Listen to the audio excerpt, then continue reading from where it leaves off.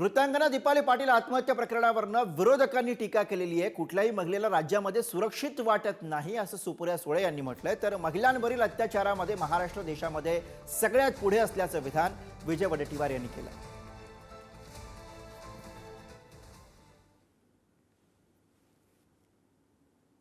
मला काय आश्चर्य वाटत नाही, कारण का ह्या राज्यामध्ये भारत सरकार आणि महाराष्ट्र सरकार यांचा डबल इंजिनच्या सरकारमध्ये भारत सरकारचा डेटा सांगतो की महिलांच्या विरोधात जे काही क्राईम आहे तो वाढलेला आहे। हा माझा विरोधक म्हणून डेटा नाही आहे, हा भारत आणि महाराष्ट्र सरकारचा डेटा आहे।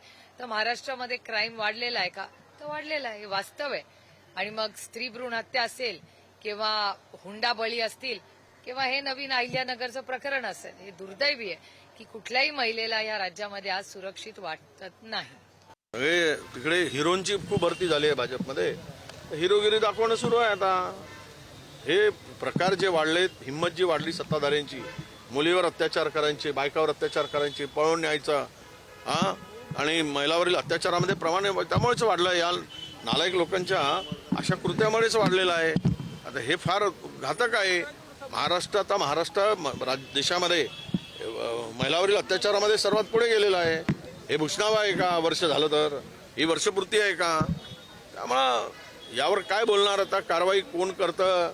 आंधळ धडतंय, कुत्रफीड खातंय, असं सगळं राज्याचा कारभार आहे।